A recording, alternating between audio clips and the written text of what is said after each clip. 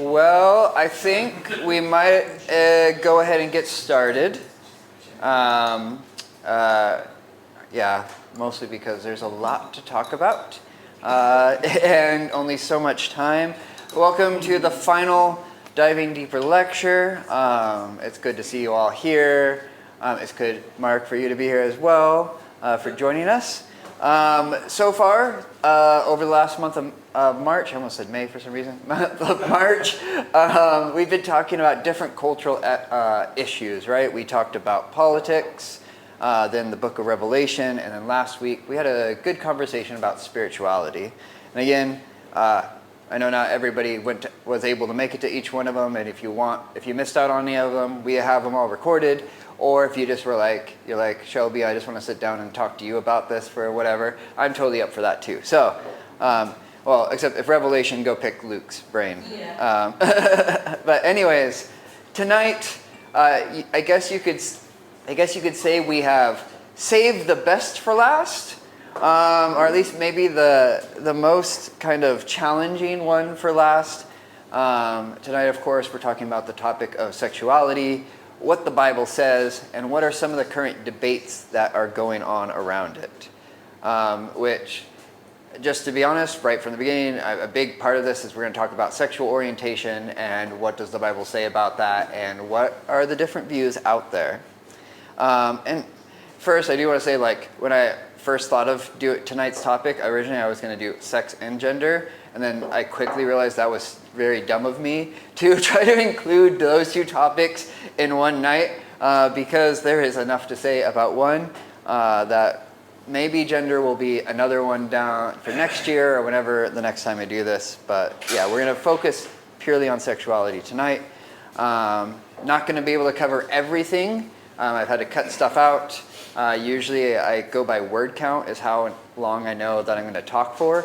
And this one is, we'll just say it's pretty long. So, and that was with cutting certain things out. Luckily, we do have a discussion time afterwards. So if you do have something you want to talk about, if I do say something that you're like, wait, I want to come back to that, make a note of that, whether writing it down or a mental note, and we can come back to that at the end. And before we get started, a reminder, I kind of give each time up here, is that I'm glad you're all here, and I want you to bring your hard questions, right? This is a place where we're going to have a nice discussion, hopefully, which brings me to my second point, that my goal is to create a safe space. Basically, it just means that, I know that we're all here, most of us here are all from the same church family. Most of us probably all share the same view, or at least the top level. We might have different ways we see that view, but it's still not a place where we're here to win the argument. This is a place to discuss and hear what other people think, and see, what comes of that. And finally, of course, I believe the Bible is written and edited and redacted by people who were inspired by God, and that is a collection of writings that help point us towards a God that not only exists, but loves his creation and wants the best for it. And I think this point especially is important for tonight, because tonight's debate is mostly what this debate has become. It's mostly been it's become an internal church debate. Growing up, it used to be presented as a church versus the world, because the affirming voice, which we'll talk about in a little bit, was very much a small minority. That has changed. It is now very much an inner church debate. I mean, I'm sure most of you are aware of even just the debates going on with the Church of England and how everything's happening. There's a lot of churches that are talking about this issue and how they're going to handle it. And I want to say that this is a church debate because for anybody who does maybe watch this later, because I have a few customers who said that they would, and if they're not Christian, that's where we're coming from. We're talking as Christians to Christians. And that I do want to point out that the people that I've read who had even views that I don't agree with still took the Bible seriously, still took following Christ seriously. It's not as black and white as we like to think about it. And I also just want to remind us that at least for me, I see the most important goal for a Christian is not to change someone's sexuality, but to bring them to Christ. right? The main priority should be to to introduce them to a God who is willing to take on flesh and live and die so that we could have an intimate relationship with him and for him to show us a better way of living. So, with all that said, quickly, I just wanted to share a short story. And this is to give a little bit of a context to the whole night's discussion. And if this might sound familiar, you might relate to this story, but this is a little bit my story. I grew up in a bubble. What that means is that there are only things that I theoretically knew about, but I never really ever experienced. And one of those things was anybody who was homosexual. Like, at least when growing up, I didn't know anybody who would consider themselves homosexual. At least at the time I knew them. There is somebody I know that was a friend as a kid and would now be considered that. But growing up, yeah, it was just, that was a theoretical thing in a way. And so growing up, the way my church kind of talked about anybody who was same-sex attracted, these were kind of the facts that were kind of heavily implied in the way we talked about it. First, that homosexuals are an organized singular force that have an agenda to take over the world. That's how it was talked about to me. All homosexual relationships are only about erotic sexual acts. All the males are completely flamboyant, and all the women are completely masculine. And most importantly, it was the worst sin there is. There is nothing worse than it, and it was like the biggest issue. It was talked about almost like as if this was an existential crisis for the church, that there were people out there that considered themselves same-sex attracted. So young Shelby would listen to talks and do research and be prepared to fight the good fight, to fight this heathen horde that he had been told about growing up. And of course, as I grew up, I found out the world isn't as black and white as maybe my conservative bubble taught me to be. I started to soften up on views, especially when I started to work at a mission organization, SIM, because I started working with other Christians who held other views, like people who believed that like women should be able to preach. And I thought growing up that if somebody believed that, they were these heretics that had horns on their head, and find out that like, oh wait, we can actually work together and have disagreements. And that really opened my eyes to the fact that maybe the world isn't this black and white that I thought it was. Well, one of the big turning points for me, though, when it comes to this issue of sexuality, was that I was at a conservative church in the South, and the guy who was leading this like little small group brought up this question asking, would you go to a gay wedding? And of course, as you could imagine, pretty much everybody in the room was like, no. Me being me was like, well, Jesus, he had dinner with the tax collectors and stuff. What do you say about that? But then I think what really stuck out to me that day was what Rachel said. She basically asked this question: does anyone here actually have a chance of being invited to a gay wedding? Right? And that kind of like stopped the conversation. Because it made me realize something, that like I had spent so much time coming up to theoretical answers for this question, for this issue, for this fight, that at that time in my life, I was not relevant to me. Like I was spending way too much thinking about this, when I was like, actually, I don't even know anybody. Like, why am I so worried about what my answer would be to this question? The next thing that really made me realize that there's more to this than just what I thought was when I moved to the UK.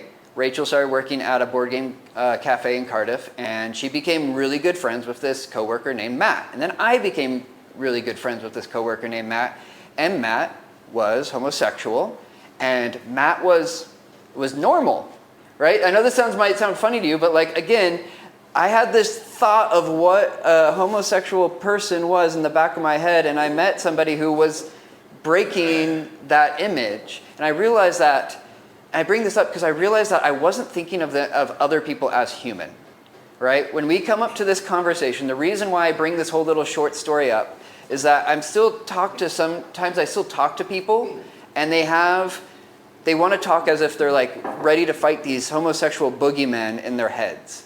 And we need to come to this realizing that these are other people created in the image of God, and we need to actually approach them like that. So we need to have a sensitivity to it and a wisdom to it. We need to have a Jesus attitude towards what's going on. Because intellectual arguments can be good, but often intellectual arguments alone will not change somebody's heart. I heard one guy gave this analogy of like when people are talking, you might have often people who debate, it's like you're talking to the press secretary, right?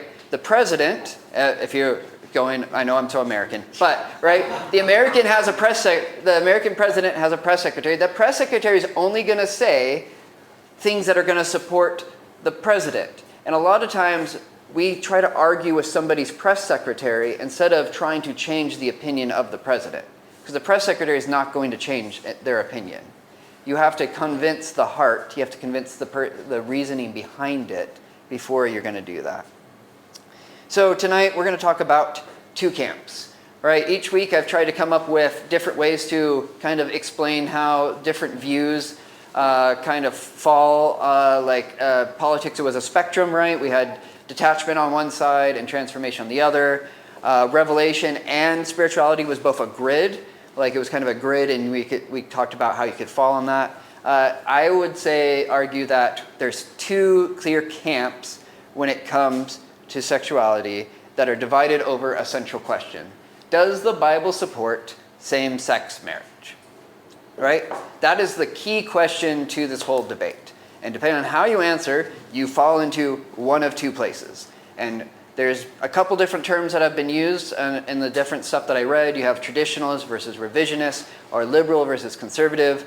I'm using probably what I hear is the more popular kind of chatter that when people talk about that. That is non-affirming and affirming.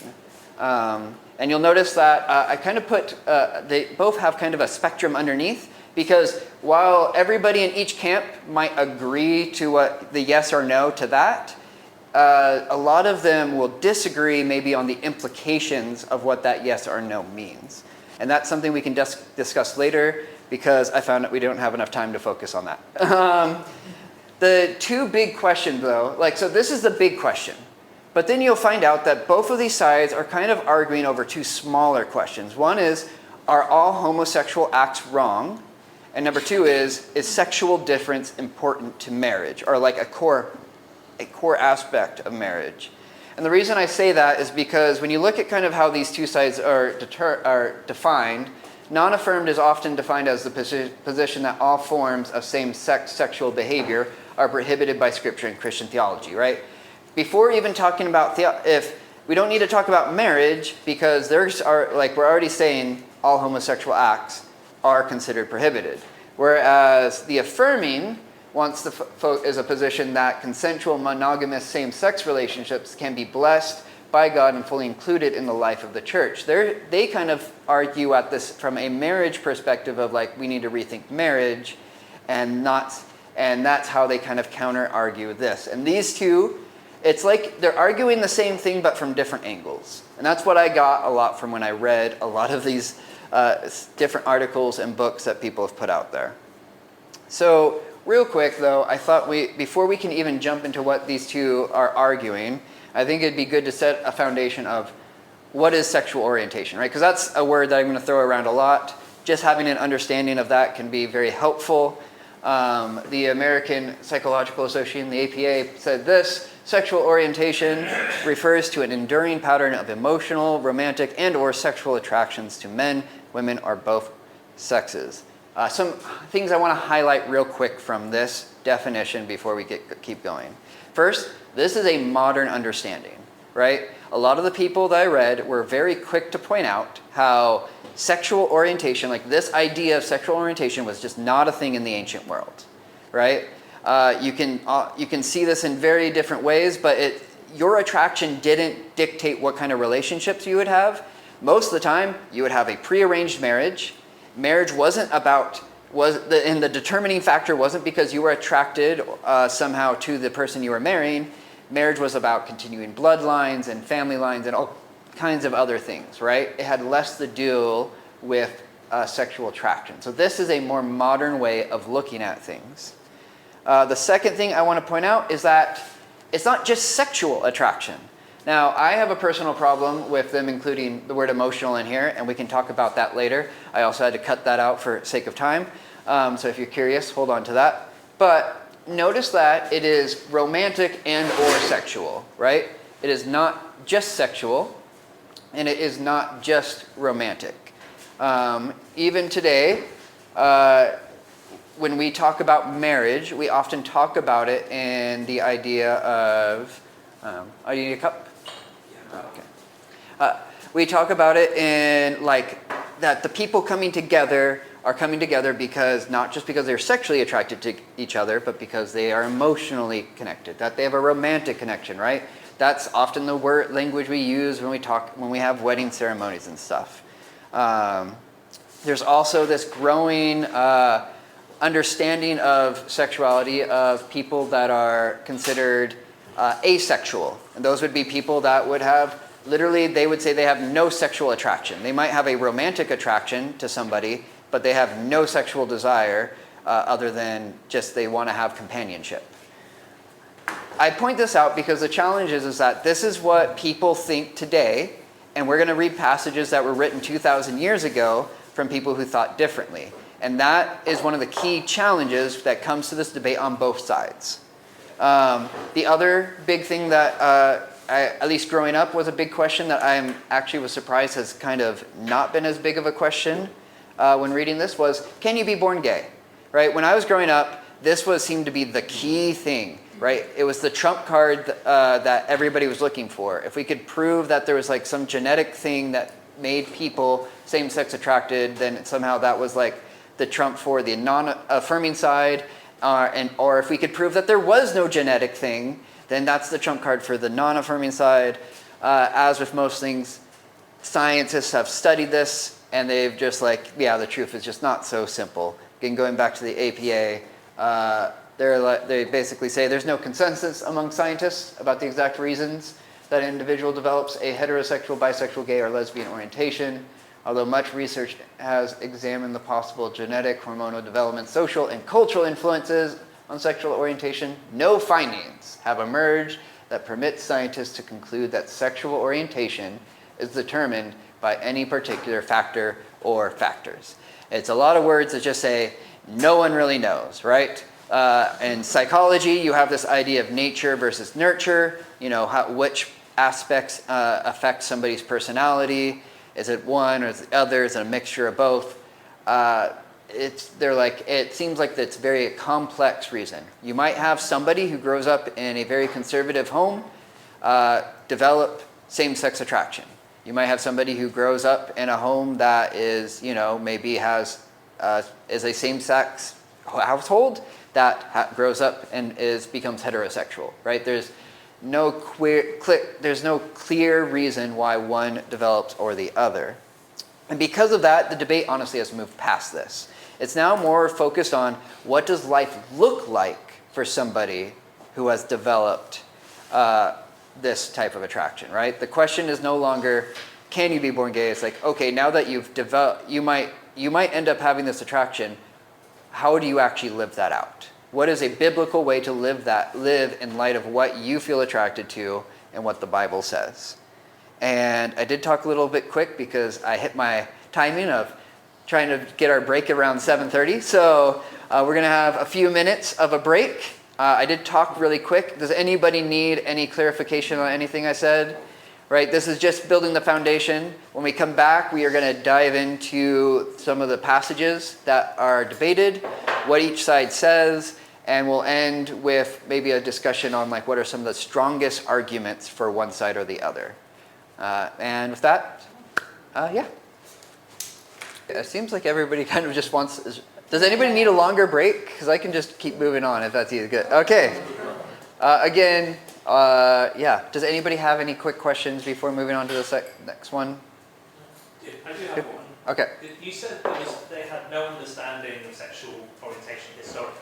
Yeah. But obviously it references same-sex acts and Yes. relationships in the Bible. So what is the understanding they have? So I'll get to that a little bit, but to quickly sum it up, is that the idea is that, and this is one of the arguments, especially on the affirming side, is that most of the, like, if you look at the literature from that time, most of the time the reasoning is that it was almost an excessive lust. It's almost like their sexual appetites were so strong that they could not be satisfied anymore by what would be a normal sexual relationship. So that's what brought them to go on to more. So it's not that they were attracted. It's almost like, it's almost a out of control passion in that way. Does that make sense? Yeah. So it's not, so that's what they would say. It's not, that's why somebody might participate in a same-sex act, not because of an attraction or an orientation, but because of that. Anybody else? All right. So, does the Bible prohibit same-sex acts? We're going to look at what one theologian called the clobber verses. These are the 5 verses that are often used by one side. They're the center of the argument, and they're often either used to clobber one side, or the other side's like, no, you've read this whole thing wrong, and I'm going to explain why. Right? This is, when you're coming to the scriptures that are elevated above all the other scriptures, these are the ones that people discuss the most. And like I said at the beginning, it's not as open and shut as people think. I want to show that the reason why I'm going to try to give a very fair representation of what the affirming side says in each of these is because I want you to see that they take the Bible seriously, right? I mentioned this earlier. It was something I was told that it wasn't taken seriously. That's how they could come up with believing that same-sex acts are actually okay. I want to show that. I want to try to be like as if somebody who was affirming or non-affirming was to get up here and give you the argument, that's exactly how they would say it. I'm trying not to give you a straw man that we can easily poke holes in, but a steel man that you might actually have to do a little bit more work to defend against. With that said, the first 2 both come from Leviticus. Leviticus 18:22 and Leviticus 20:13. You are not to sleep with a man as with a woman, it is detestable. Or if a man sleeps with a man as with a woman, they have both committed a detestable act. They must be put to death. Their death is their own fault. Often people the people that don't take the debate seriously kind of just throw these things out there and say, look, open and shut case, bam, this is what it says, we move on. It's not as simple as that. In fact, these 2 verses in particular are kind of like unique in the debate in that I've seen both sides kind of just push them to the side, both the non-affirming and the affirming. And the reason is because both sides would say the reason why they push it to the side is that if you take this literally, well then, why do you eat pork? Why do you wear clothes with mixed fabric? Why do you not sell yourself to slavery if you're in debt? Why are you holding this at face value, but you're not holding these other Levitical laws at face value? And that comes from both sides. That's why both sides sometimes skip over it. With that said, that doesn't mean everybody on either side actually just skips over it. Some people actually still see, there is people that will see this as legitimate, and they have fair reasons why. On the non-affirming side, one of the first things they point out, especially when you come to these, actually on both sides, is that there's still laws that we do follow, right? I believe nobody here is going to go murder people, right? Because we believe that you shouldn't murder. We believe you shouldn't steal, right? There's other things out there that we also agree with. We still follow some of the other sexual laws that are written in these chapters we follow. Like, I don't think anybody here is going to be a promoter of bestiality. I also don't think anybody here is going to pimp out their daughter to prostitution to make money, right? I think we all agree that stuff is wrong. So there is something about, we can't just completely throw them out. You have to deal with them in one way or the other. The non-affirming side sees these as still very important for a few different reasons. One, they would say that especially the Hebrew words for man and woman come straight from Genesis 1 and Genesis 2. They see this as tying back to the created order. So the reason why these are being prohibited is because of the way God set up creation. They would also point out that Leviticus 18:22, specifically, the passage right after that, says that it applies to everybody in Israel, even the foreigner, meaning this isn't just about the Israelites looking different than the nations. Anybody who is within the land must follow this law. Also written as a direct prohibition, not a hypothetical situation. When you read through the law, there are some laws that are describing kind of extreme situations, like if this happens and this happens, this is what you're supposed to do. Not saying, and the reason they do that is so that when something not as extreme happens, you have the wisdom of being like, okay, I know what the extreme is. This is scaled back, so this I can scale back, and it's to help me learn how to live wisely. This is kind of written pretty straightforward. Like, this isn't an extreme situation. This is just a pretty, like, this is just a situation that could happen. Wesley Hill, who is a non-affirming scholar, kind of sums up this way: the stricture against same-sex sexual intercourse here in Leviticus 18:22 would appear to be rooted in creation, applicable in multiple situations, i.e. it is an absolute prohibition, not an instance of case law, and applicable even to non-Jews, right? So Wesley Hill is like, we have to take those prohibitions seriously still today, and that's because here are some, it's not just something where we can just write off like why we eat, we still eat pork. On the other side, though, they do have some points to consider as well. Remember that we talked about law last year, and one of the aspects we talked about law is that ancient laws are designed to give wisdom. It's designed to help people understand how the best way to live, not necessarily always as like, they're not necessarily to be seen as case law in this case. They're not supposed to be seen as a speed limit. They're supposed to help you understand what is the ideal situation and work towards it. We also see how they would point out how with the introduction of the Gentiles to the church, some of the laws start getting put, like there actually is a serious thing about some of the laws being put aside, right? We can now eat pork. People don't have to be circumcised, stuff like that. And also, probably the strongest argument from them is that the context of these verses are about Israel looking differently than the surrounding nations. Both of those are about don't look like the people that you're going to go into the country what they do. And what's one of the practices they did was cultic prostitution, homosexual prostitution, dealing with. And the idea is that you would go to a cult prostitute, you would go to the temple of these other gods, and your sexual act was a way of worshiping that other god. And they're like, that's why you're not doing this. So they're saying that this isn't so much, Leviticus is not so much prohibiting all same-sex acts. They're saying, they would try to argue that it's limiting just same-sex acts in this kind of context. Also, they would point out that Leviticus 18 to 20 is kind of one literary unit, and in the middle of it is a very famous verse, is to love your neighbor as yourself. Meaning, they would point out that that whole idea of this is the core heartbeat behind these laws is to help people love each other. So it doesn't necessarily deal with maybe this people that are actually in a loving, mutual, consensual relationship. But moving forward, we jump over to the New Testament, and we get 1 Corinthians 6, 9 through 10. Don't you know that the unrighteous will not inherit God's kingdom? Do not be deceived. No sexually immoral people, adulterers are males who have sex with males. No thieves, greedy people, drunkards, verbally abusive people, or swindlers will inherit God's kingdom. Now again, people throw this out there as it's a pretty clear, open, shut case.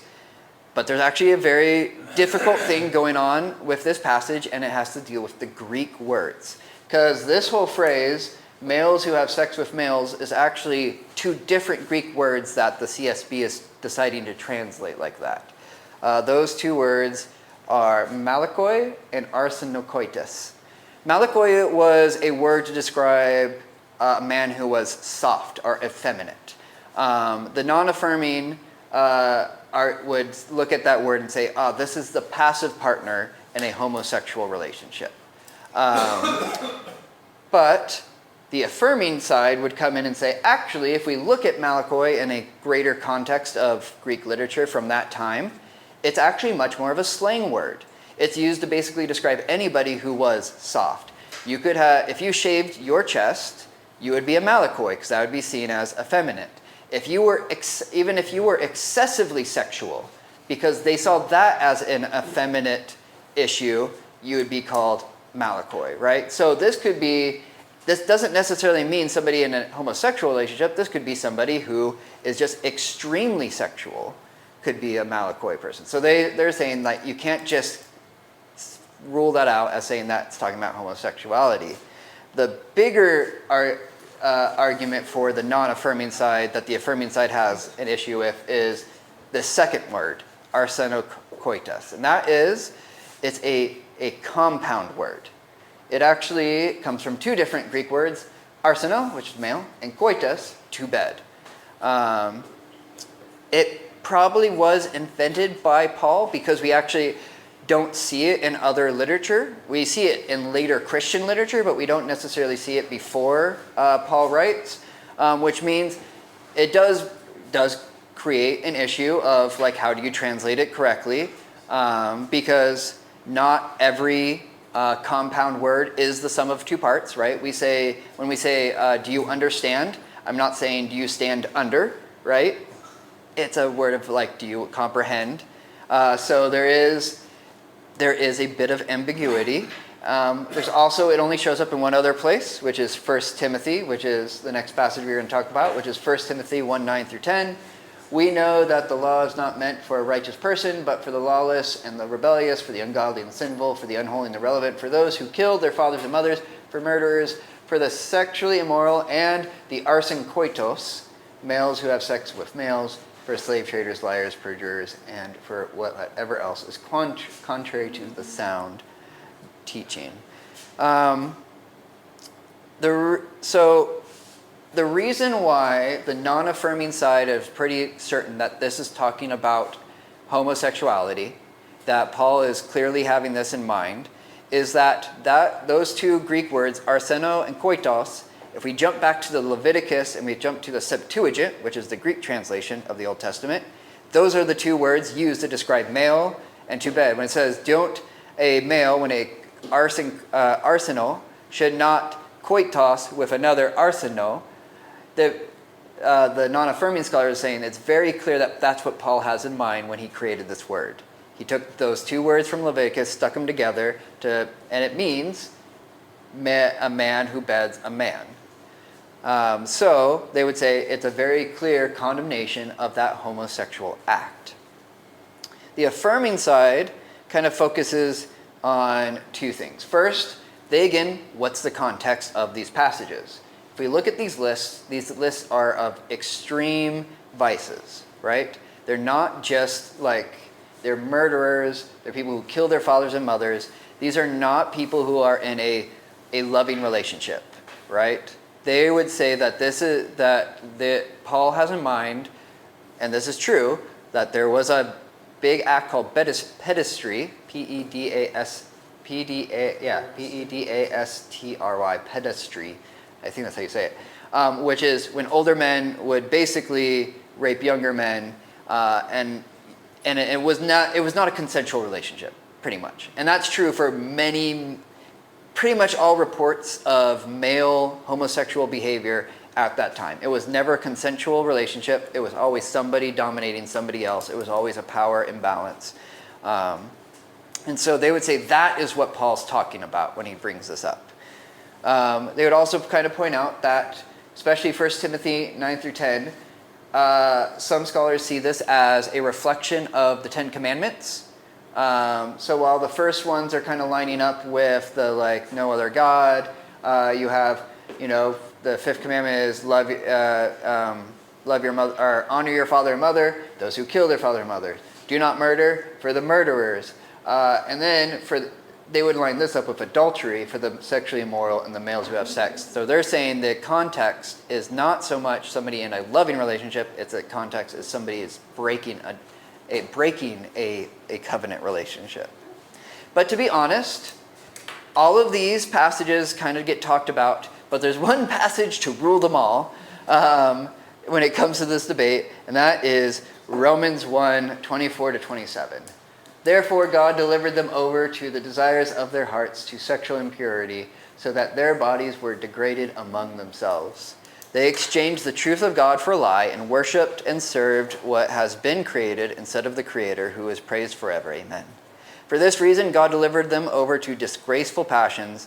Their women exchanged natural sexual relations for unnatural ones. The men, in the same way, also left natural relations with women and were inflamed in their lust for one another.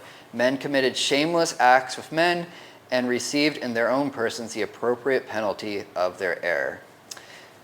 This holds the prominence in the debate. In fact, when you look, if you look at some of the books that I read, it's like 1 Corinthians and Leviticus and Timothy might be one chapter, and then a whole section of a book might just be Romans 1, right? Because this holds a big chunk, because this honestly can't really be pushed aside as easily as some of those other passages can. You can't have a question of relevancy, like, oh, it's the Levitical law, it doesn't apply to us today. You can't have, it's not so much a question of translation as you had with Corinthians and Timothy. It's a pretty straightforward passage. Even the argument that Paul has in mind that he's only talking about non-consensual relationships falls apart when it comes to this, because there's a very clear message that what's happening is a mutual and consensual type thing, right? He uses words like that they were inflamed in their lust for one another, right? It isn't one person dominating another person. There's a sense that both parties are coming together in a consensual way. And the other reason why it's hard to see this as nothing but consensual relationships is the fact that he talks about women. See, while I talked about how all the reports of men being an imbalanced relationship, whenever there was a report, can't say every, but almost every report of women who participated in same-sex behavior, it was consensual.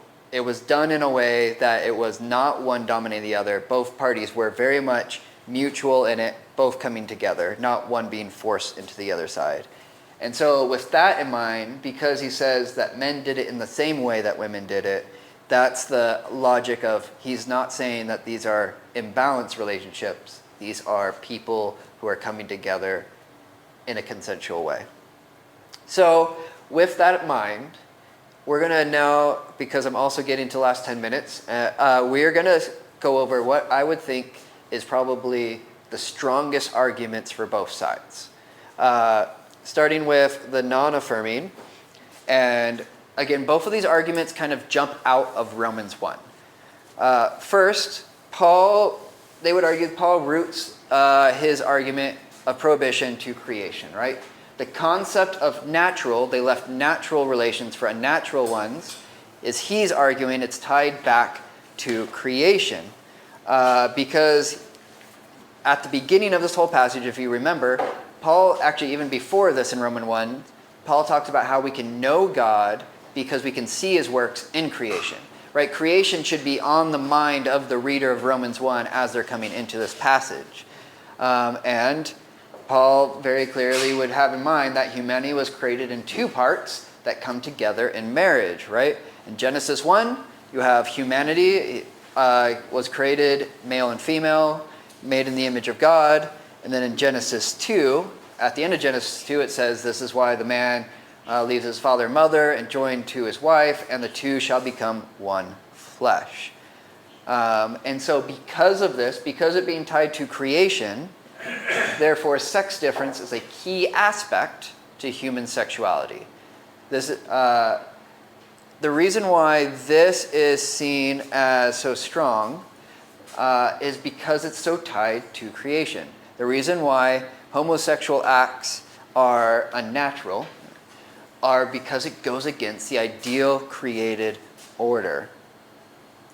This is, I feel like, is the strongest non-affirming side. As I was reading things, this is the side that every affirming side had to spend the most time trying to figure out how they're going to answer this question.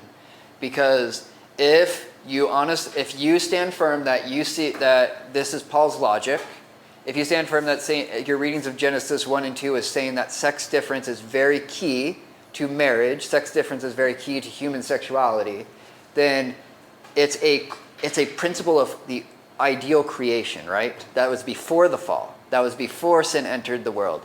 So you're saying that's the ideal, so anything that happened outside of it isn't the ideal.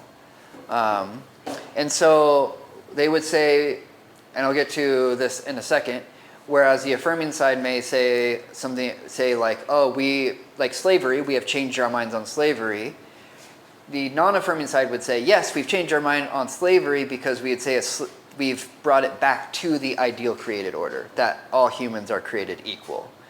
So they would say that doesn't work on sexuality because that's not the same thing. This is the created order. So, with that said, what is probably the strongest affirming side that you have to take the most time to argue about? Well, they would say, you look at Romans 1 and say, actually, the prohibition in Romans 1 especially is about unregulated passions, right? And if you look at it, you see that throughout that passage, Paul talks a lot about how he gave them, they were given over to their lusts. They were given over to their desires. They were given over to this extreme form of sexual appetite. They do recognize that there's creation language in it, but they see the creation language as the unnatural is to emphasize that it was to emphasize creation over creator. That's what's unnatural about these relationships. It's not so much that it's not so much that the created order is male, female coming together. It's that they focus on that verse that says that they worship the creator, the created, not the creator. Therefore, it's not so much a problem of the acts. The problem is about not submitting to God, right? These are relationships. These are homosexual acts that are being described. The reason that they're a problem is that because they're done in complete opposite of being submitted.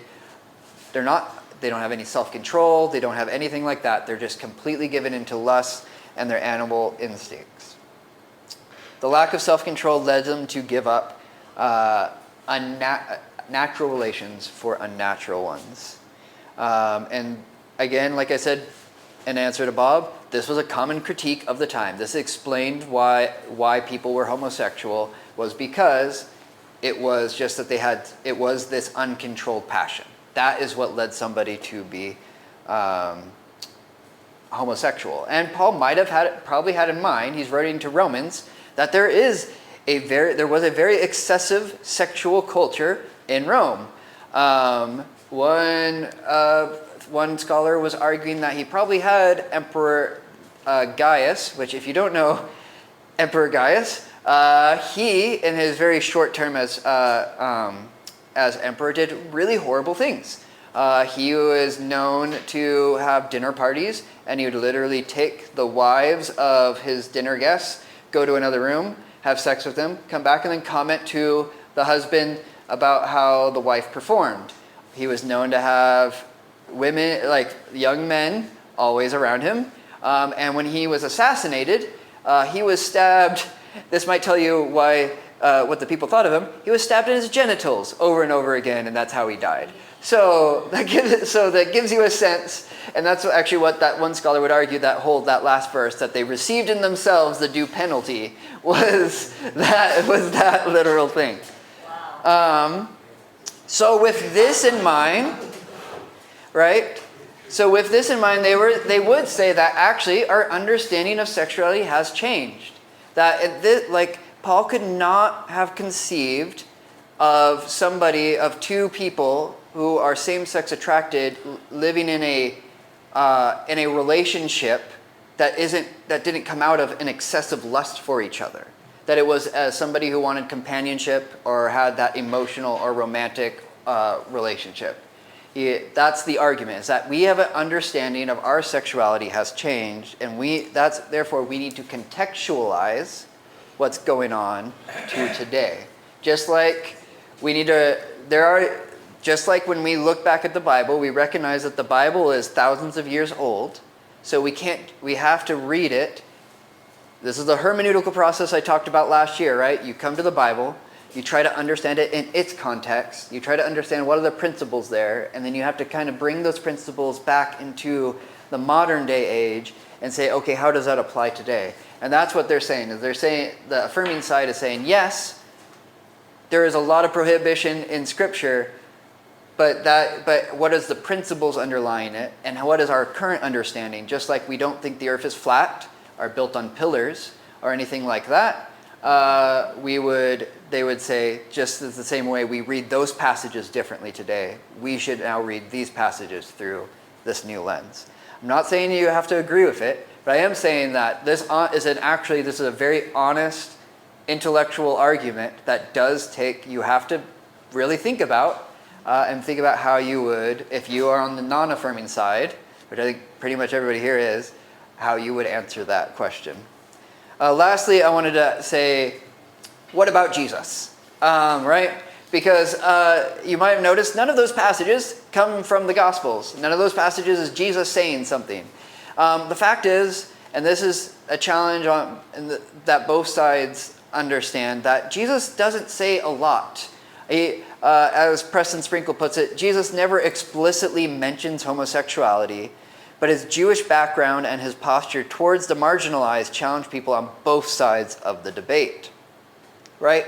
The affirming side says it's kind of an argument from silence is what it's called. Jesus never explicitly denounced same-sex marriage or same-sex relationships. Therefore, there's this argument of silence that if he was around today, he might, right? But as Preston Sprinkle put forward, there is a big challenge to that, is the fact that Jesus was a Jewish rabbi, right? Jesus said he came to fulfill the law, not to abolish it. It'd be very hard to say that Jesus would not have seen homosexual acts as something that is prohibited, because there is no other Jewish rabbi at that time or before or after that would have said that, argued for that. Also, Matthew 19, Jesus, when he's talking about divorce and why it shouldn't happen, he quotes Genesis 1 and 2 and says that the reason why there shouldn't be divorce is because of creation, which has the implication that sex difference is important in a marriage. But the reason why Jesus should challenge anybody who's on the non-affirming side is because of how he integrated into the lives of the so-called sinners of his day, right? Jesus was seen with tax collectors and prostitutes, right? He was seen with what the religious saw as the existential crisis of their time. I like also a quote from Preston Sprinkle. He says, Jesus didn't lead with the law, and there were a lot of laws he could have used to front a thug like Matthew. Instead, he fronts with love. He just tells Matthew to come follow me, right? The point is, Jesus could have shown up, right? Jesus goes to see Zacchaeus. Jesus could have been like, Zacchaeus, you've been doing greed. You've broken all of these laws about how you don't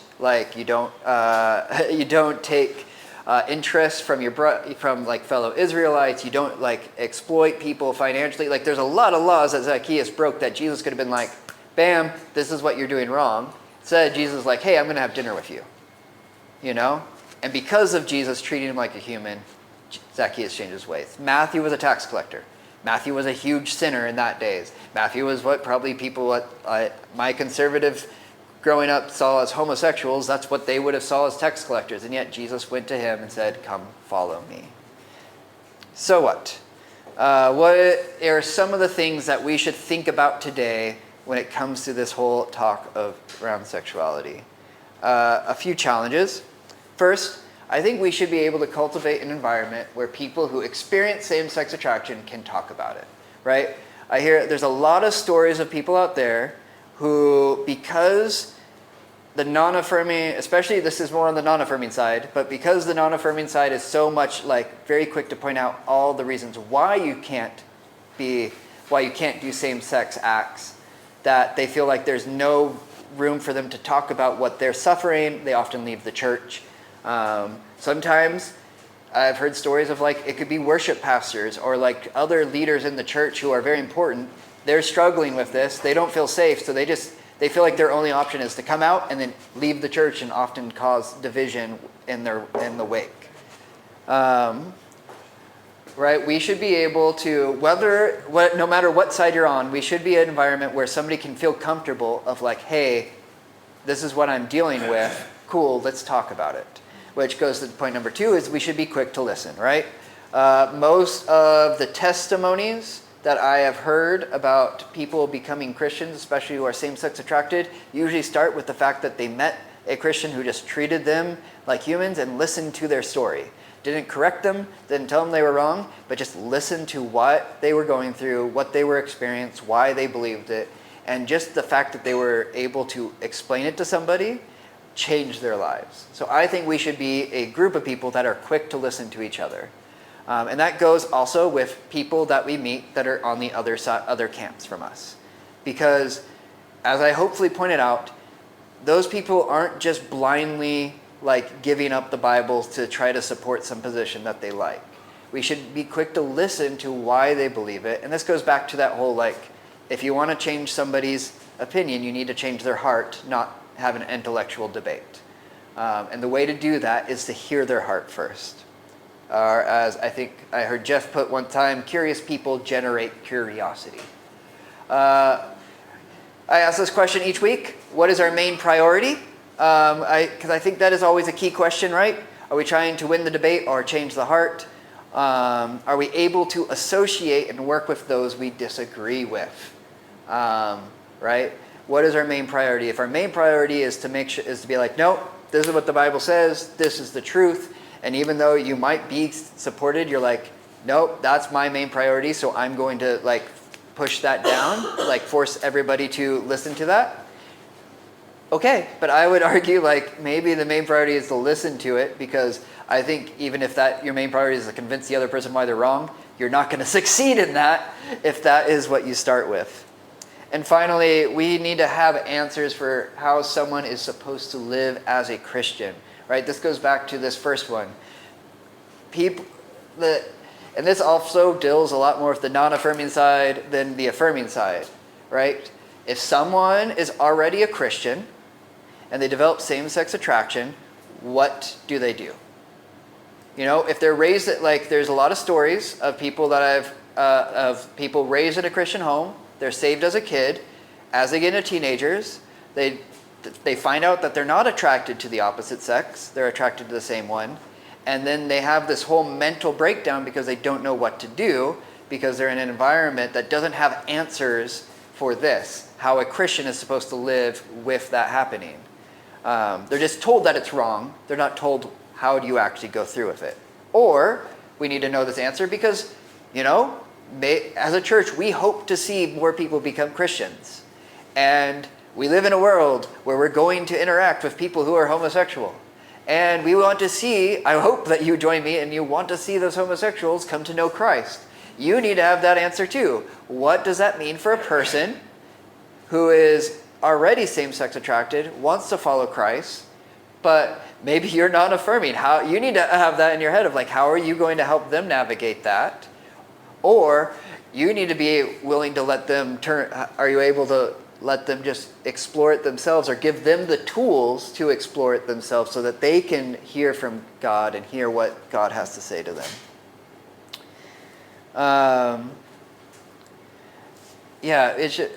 So there are some answers I wanted to quickly give out that people have put forward, especially from the non-affirming side. Right, from the affirming side, it's a little bit easier.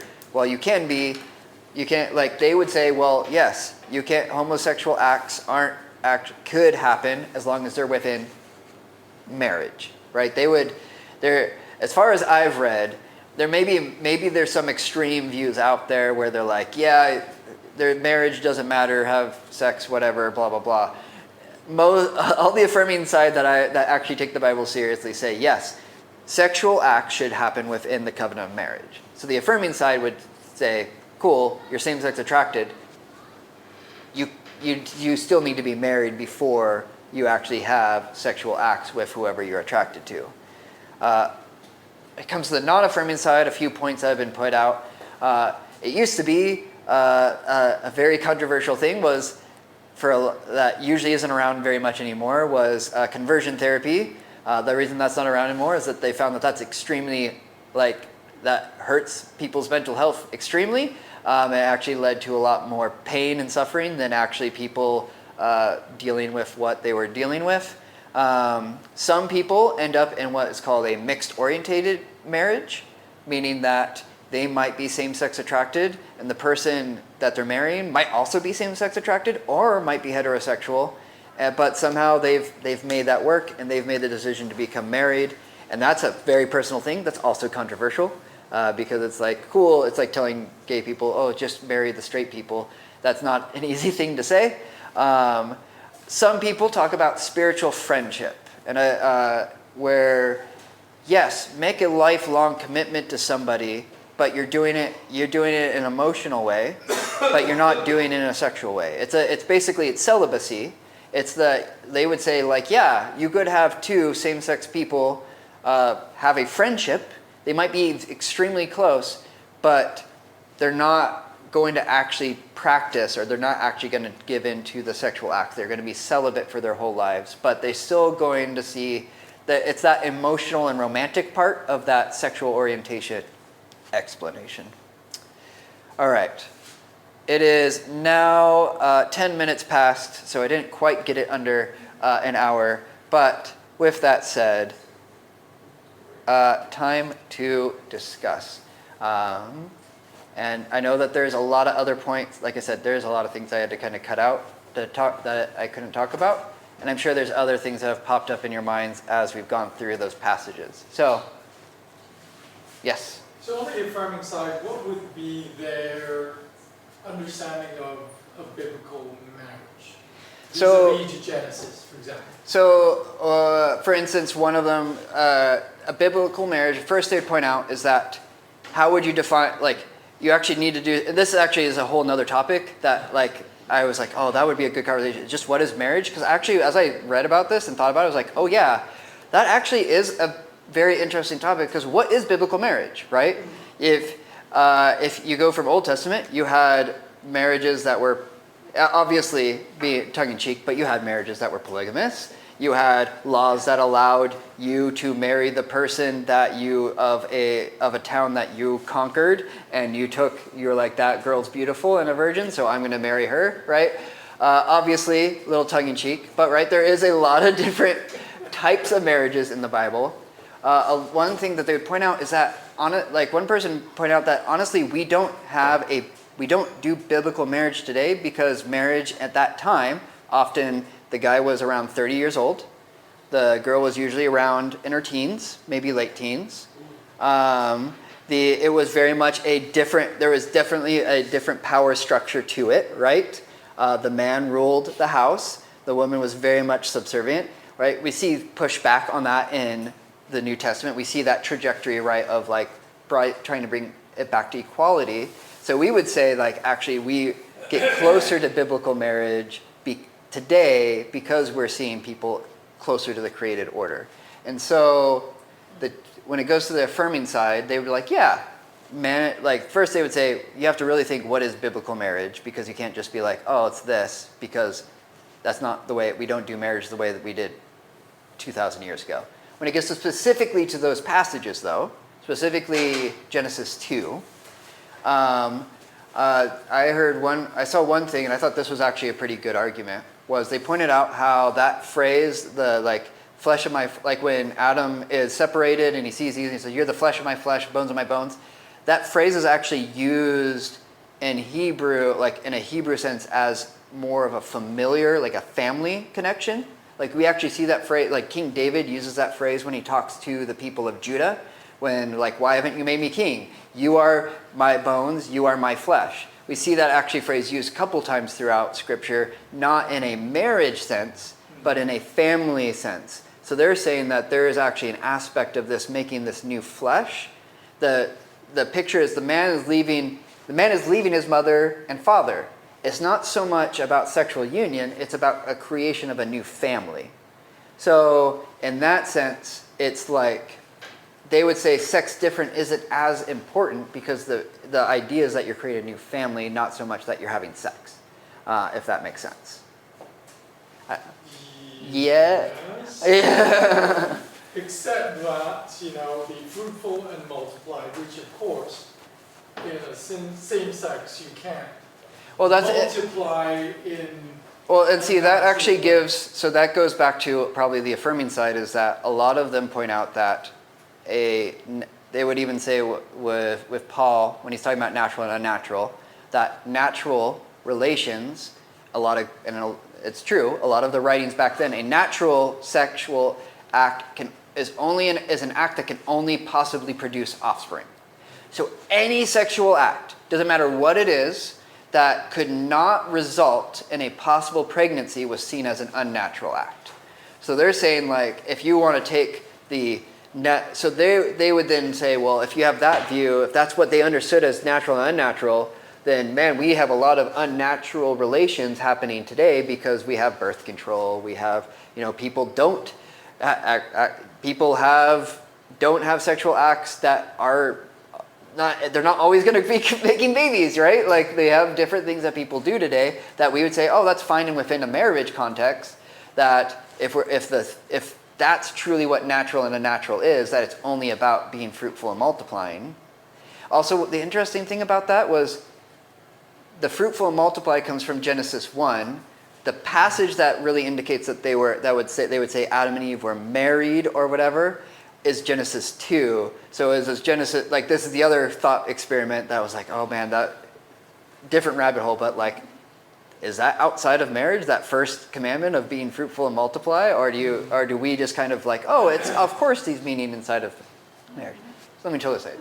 But does that make sense? Like, that's where it's that like separation of like, if this is true, we already rethink sexual acts that way. So then why are we not rethinking sexual acts this way when it comes to homosexuality?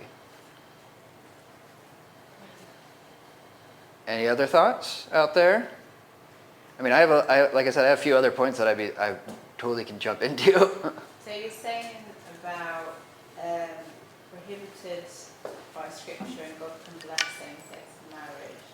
So you're saying it's like two different things. There's a sexual act. Yeah. And there's marriage, like you say.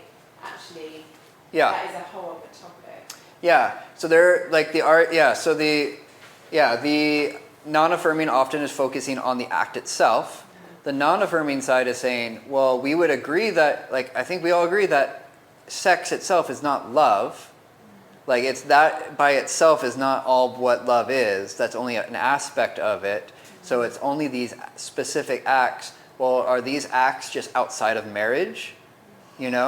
Like those excessive lusts seem to imply that these were all acts that were breaking marriage bounds. They were going outside of marriage to satisfy these uncontrollable desires that they were having. Well, does that mean Paul probably couldn't conceive of the idea of two people who are same-sex attracted being within a covenant bound. So it's this argument of like, what would Paul say today? If we could somehow pick Paul out of 2,000 years ago, put him in today, somehow stuff all of our relevant cultural knowledge into his head, like, would he still say the same thing? That's why that comes down to that hermeneutical argument that they're making.